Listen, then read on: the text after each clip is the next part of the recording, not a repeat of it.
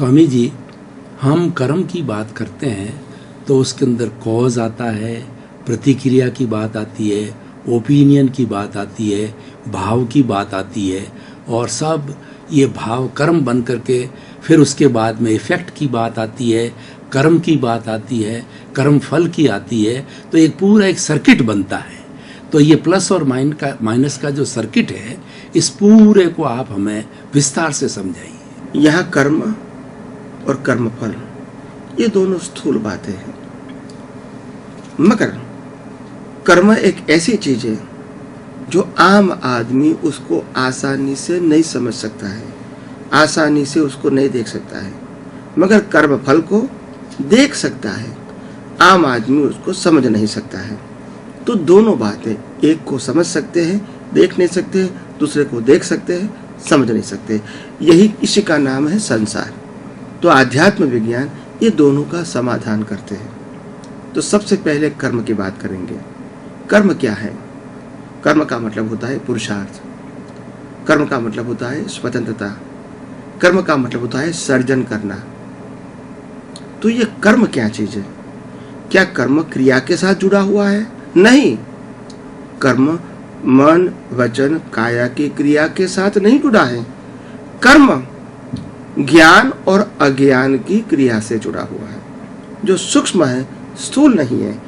जैसा ज्ञान वैसा भाव, जैसा ज्ञान वैसा ही आशय, वैसा ही भाव और वैसा ही कर्म बनेगा। तो यह सबसे बड़ी बात है। ज्ञान कैसा है? ज्ञान दो रूप का होता है, अज्ञान के रूप में भी होता है और विज्ञान के रूप में भी होता है।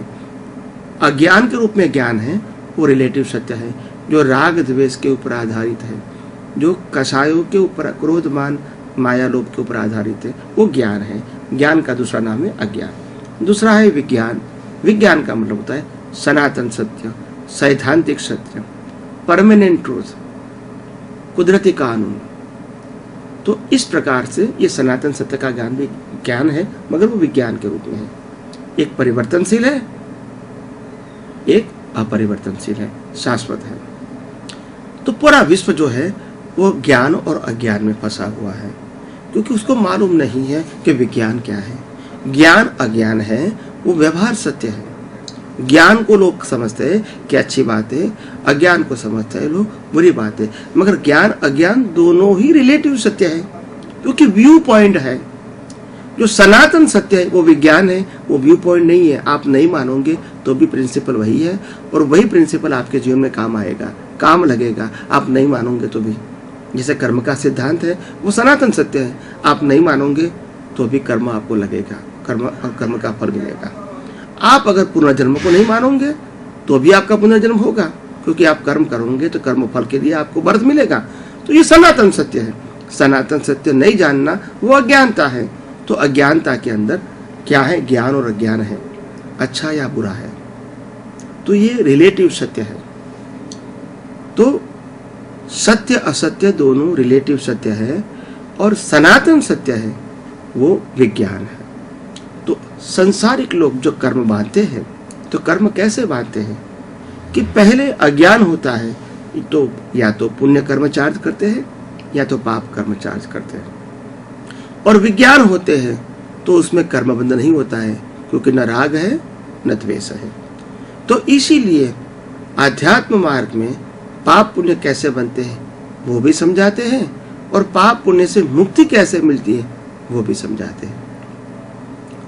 तो कर्म को बंधन करना, वो इसके लिए अज्ञान चाहिए। अज्ञान का मतलब होता है व्यवहार सत्य का ज्ञान। उससे राग द्वेष होगा, उससे क्रोध मान आलोप बनेंगे। विज्ञान से क्या होगा? विज्ञान दुनिया में दो प्रकार का है, जो सनातन सत्य है। मैं आत्मा हूँ, वो भी सनातन सत्य है, वो विज्ञान है, वो परमानेंट ट्रूथ है। और ये दुनिया जो है वो 6 तत्वों से बनी है, जिसका नाम है कुदरत।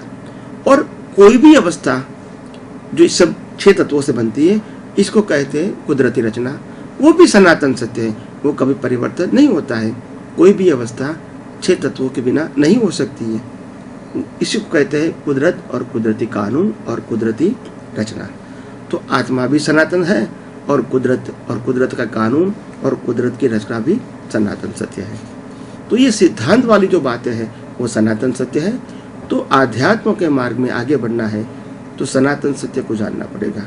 अगर नहीं जानोगे तो व्यवहार सत्य आपके पास है, जिसके आधार से नए कर्म बनेंगे, और नया कर्म बनने के लिए आपको पूरी प्रोसेस करनी पड़ेगी।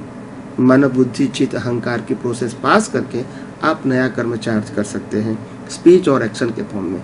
तो ये कर्म है। ये कर्म बनने के बाद उनका फल मिलेगा नेक्स्ट बर्थ में कर्म फल के रूप में।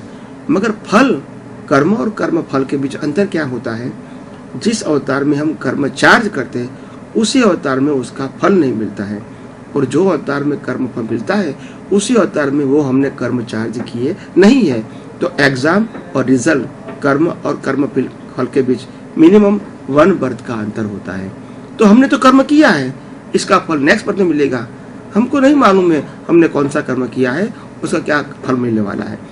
कुदरत को मालूम है कि आपने कौन से कर्म किए। उसके भुगतान के लिए आपको जन्म कैसा चाहिए, जीवन कैसा चाहिए, और मृत्यु की अवस्था भी कैसी चाहिए, वो कुदरत को मालूम है। इसीलिए उसको कहते हैं कुदरती कानून, और अवस्था को बोलते हैं कुदरती रचना।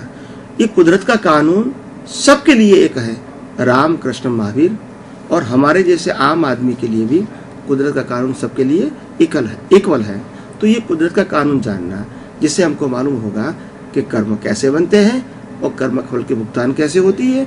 अगर ये जानोगे तो किसी के प्रति राग द्वेष नहीं होगा, और राग द्वेष तो नहीं होगा, कोई चीज के प्रति मालिक की भाव भी नहीं होगा, क्योंकि सप्लाई करने वाला तो कुदरती है।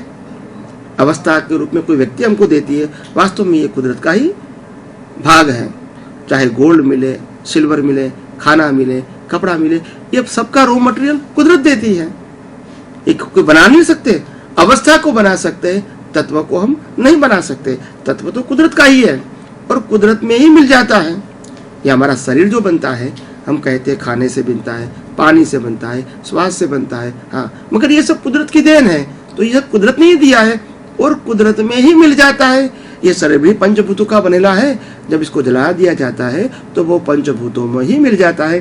तो यही कुदरत का कानून है।